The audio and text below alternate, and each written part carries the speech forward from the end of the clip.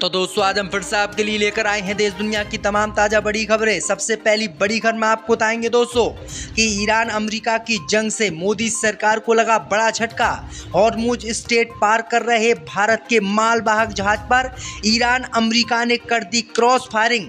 भारत का जहाज जलकर हुआ खाक, एक क्रू मेंबर की मौत, 17 की बची जान। मोदी सरकार के लिए ईरान अमेरिका से बड़ा झटका। पश्चिम बंगाल में भाजपा के जीतने के बाद अभिषेक बनर्जी ने चुनाव आयोग के रवैये को बताया पक्षपातपूर्ण। बोले वोटर लिस्ट से 30 लाख असली मतदाताओं के नाम हटाए गए और नकली मतदाताओं को जोड़ा गया और नकली मतदाताओं के बल भरोसे ही भाजपा ने पश्चिम बंगाल में बनाई है सरकार। हॉर्मुज स्ट्रेट में सीज फायर तोड़कर बुरी तरीके से फंसे डोनाल्ड ट्रंप। हॉर्मुज स्ट्रेट में ट्रंप की सेना का ईरान की नौसेना ने निकाल दिया तेल।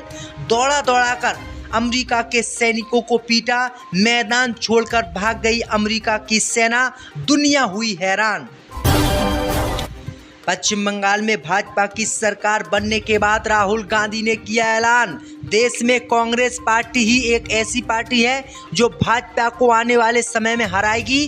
फिर मोदी अमित शाह पर करेंगे ऐसी कार्रवाई, दुनिया देखेगी हमारा रुतबा। हॉर्मुज स्ट्रेट में जंग छेड़कर दुनिया को करोड़ों रुपए का अमेरिका ने पहुंचाया नुकसान। ईरान ने अब हॉर्मुज स्ट्रेट में टोल टैक्स लगाने का किया ऐलान। बोले कोई भी जहाज बिना अनुमति के गया तो करेंगे हमला। तो दोस्तों सभी खबरों को आपको एक एक कर बताने वाले हैं। वीडियो को लाइक कर चैनल को सब्सक्राइब कर दें। इसे भी बढ़ते दोस्तों अगली खबर की ओर। तो ईरान अमेरिका जंग को लेकर मोदी सरकार को लगा झटका। हॉर्मुज स्ट्रेट में ईरान अमेरिका की क्रॉस फायरिंग में भारत का जहाज जलकर हुआ खाक, एक क्रू मेंबर की मौत, 17 बचे जिंदा। यह दोस्तों आपको बता दें कि ईरान अमेरिका के बीच सीज फायर टूट गया है और एक बार फिर से दोनों ही देशों में भीषण जंग शुरू हो गई है। वहीं आपको बता दें कि हॉर्मुज स्ट्रेट में ईरान और अमेरिका के बीच जमकर फायरिंग हो रही है और ईरान लगातार अमेरिका के नौसैनिक जहाज़ों को निशाना बना रहा है। वहीं आपको बता दें कि ईरान और अमेरिका की क्रॉस फायरिंग से मोदी सरकार को बड़ा झटका लगा है। दरअसल आपको बता दें कि हॉर्मुज स्ट्रेट में माल लेकर आ रहे भारत का मालवाहक जहाज अमेरिका ईरान की क्रॉस फायरिंग का शिकार हो गया। इस पर हमला हो गया, ये जहाज वहीं पर डूब गया जिसमें 18 क्रू मेंबर थे, जिसमें से एक भारतीय क्रू मेंबर की मौके पर ही मौत हो गई क्योंकि हमला बहुत भीषण था, जबकि 17 क्रू मेंबर को बचा लिया गया है। वहीं आपको बता दें दोस्तों कि 7 मई को भारत का मालवाहक जहाज दुबई से कार्गो और 18 क्रू सदस्यों के साथ यमन के मुकल्ला पोर्ट के लिए रवाना हो गया था। इस दौरान वह समुद्री रास्ते से हॉर्मुज पहुंचा, लेकिन वहां अमेरिका और ईरान की सेना के बीच भीषण गोलाबारी हो गई थी, जिसकी चपेट में भारतीय मालवाहक जहाज आ गया और गोलाबारी के बाद जहाज को भारी नुकसान पहुंचा। उसमें पानी भरने लगा जिससे जहाज डूब गया और वहीं पर एक क्रू मेंबर गंभीर रूप से घायल हो गया था, जो तुरंत ही मर गया, जबकि 17 क्रू मेंबर को बचा लिया गया है। यानी ईरान और अमेरिका की आग अब दोस्तों भारत तक पहुंच गई है। हॉर्मुज स्ट्रेट में जिस भी देश के जहाज वहां पर हैं, उन सभी पर ईरान अमेरिका के लोग हमला कर रहे हैं। तो ये बड़ी अपडेट आ रही दोस्तों कि भारत को करोड़ों रुपए का नुकसान हुआ है और भारत का एक जहाज जलकर इस जंग में खाक हो गया है दोस्तों। इसी बीच पर तो दोस्तों अगली खबर की ओर। तो पश्चिम बंगाल में भाजपा की जीत पर अभिषेक बनर्जी ने चुनाव आयोग के रवैये को बताया पक्षपातपूर्ण। बोले वोटर लिस्ट से 30 लाख असली मतदाताओं के नाम हटाकर बीजेपी ने जीता है चुनाव। दोस्तों आपको बता दें कि पश्चिम बंगाल विधानसभा चुनाव में भारतीय जनता पार्टी की भारी बहुमत से जीत हो गई और शुभेंदु अधिकारी ने कल मुख्यमंत्री पद की शपथ भी ले ली और शपथ लेते ही उन्होंने ऐलान किया कि मुसलमानों को उन्होंने वोट नहीं दिया, उनको तो हिंदू, सिख, ईसाई अन्य लोगों ने वोट दिया, जिससे भाजपा की रणनीति यहीं से तय हो गई कि एक जो मुख्यमंत्री जिसने 2 घंटे पहले ही शपथ ली थी, उसने मुसलमानों के खिलाफ जहर उगलना शुरू कर दिया। वहीं आपको बता दें कि अब बात करते हैं अभिषेक बनर्जी की। तो अभिषेक बनर्जी ने चुनाव आयोग पर बहुत गंभीर आरोप लगा दिए हैं। अभिषेक बैनर्जी ने कहा है कि वहां पर जो असली मतदाता थे उनके वोटों को चुनाव आयोग ने काट दिया और नकली लोगों को वहां पर वोटर बनाया।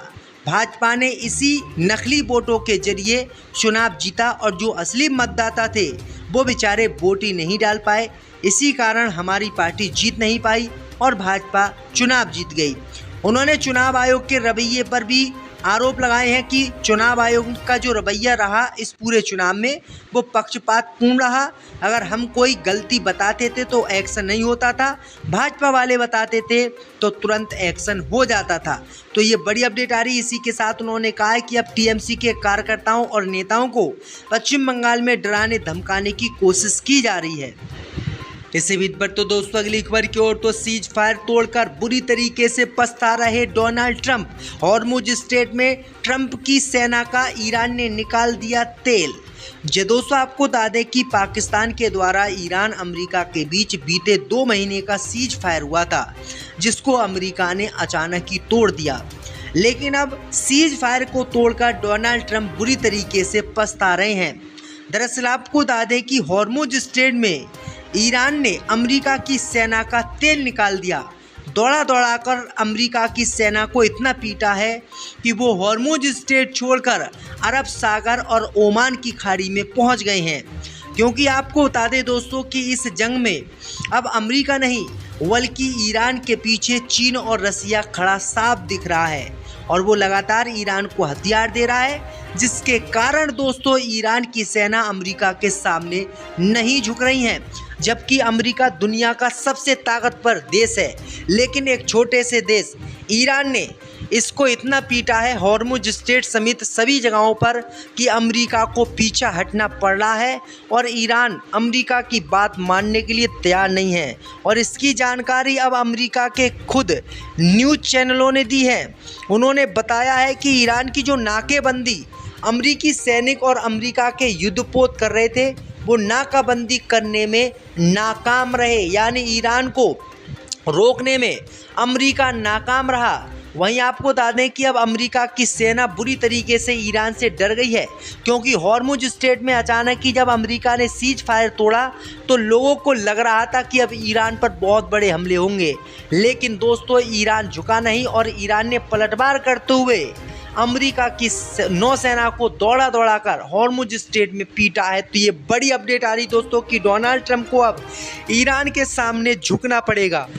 इससे बीच पर तो दोस्तों अगली खबर की ओर तो पश्चिम बंगाल में ममता बनर्जी के हारते ही एक्टिव हुए राहुल गांधी। बोले देश में कोई पार्टी नहीं बनी जो हरा दे भाजपा को, लास्ट में कांग्रेस ही हराएगी। दोस्तों आपको बता दें कि पश्चिम बंगाल में विधानसभा चुनाव के नतीजे आ गए और वहां पर ममता बनर्जी का सबसे मजबूत किला भाजपा ने हिला दिया और सरकार बीजेपी ने वहां पर बना ली। वहीं आपको बता दें कि अब राहुल गांधी ने सद्भावना यात्रा के तहत गुरुग्राम पहुंचकर बीजेपी पर बड़ा हमला बोला। राहुल गांधी ने कहा कि आने वाले दिनों में कांग्रेस नरेंद्र मोदी को हराएगी, फिर देखना हम नरेंद्र मोदी के साथ क्या कार्रवाई करते हैं, क्योंकि इन्होंने देश पर आक्रमण किया है, इन्होंने लोकतंत्र पर हमला करके संविधान को नुकसान पहुंचाया है। राहुल गांधी ने कहा कि इन्होंने मध्य प्रदेश, हरियाणा, महाराष्ट्र, बंगाल और असम के विधानसभा चुनावों में वोटों की चोरी की है। उन्होंने चुनाव चोरी का सिस्टम बनाकर जीता है। राहुल गांधी ने कहा कि लाखों मतदाता जो असली मतदाता थे उनके नाम काट दिए और लाखों फर्जी मतदाताओं को जोड़ा जिनके वोट इन्होंने अपने पे डलवाए हैं। राहुल गांधी का कहना है कि अगर जिस दिन हमारी सरकार आएगी उस दिन मोदी, अमित शाह और जो भाजपा के नेता हैं उन पर कड़ा एक्शन लिया जाएगा और उन अधिकारियों को भी ढूंढ कर लाया जाएगा जो इस समय इनके भ्रष्टाचार के साथ लिप्त हैं। राहुल गांधी ने कह दिया है कि देश में ऐसी कोई पार्टी नहीं है जो बीजेपी को हरा पाए, सिर्फ एक पार्टी है, वो कांग्रेस है।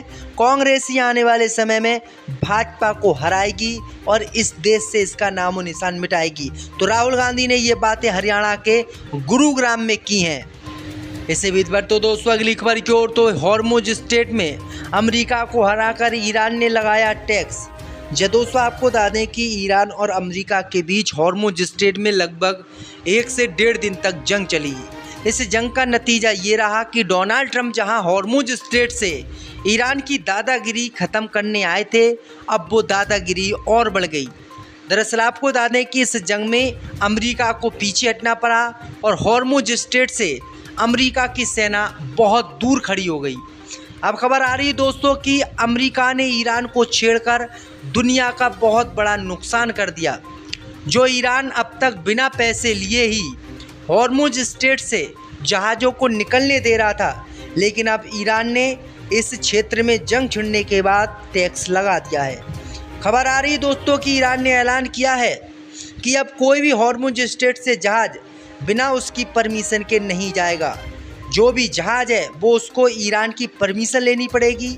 ईरान की परमिशन के बाद ही वो जहाज़ आगे जाएगा और जो टोल टैक्स उसने लगाया है उसको टोल टैक्स देना पड़ेगा। अगर ईरान को बिना टोल टैक्स दिए या बिना ईरान की अनुमति लिए कोई भी जहाज़ हॉर्मुज स्ट्रेट से निकलेगा तो उसको ईरान तबाह करेगा। तो ये बड़ा ऐलान ईरान ने कर दिया है, यानी जंग ईरान के खिलाफ हॉर्मुज स्ट्रेट में छेड़कर अमेरिका ने दुनिया का नुकसान कर दिया है करोड़ों रुपए का। तो ये बड़ी अपडेट आ रही है दोस्तों।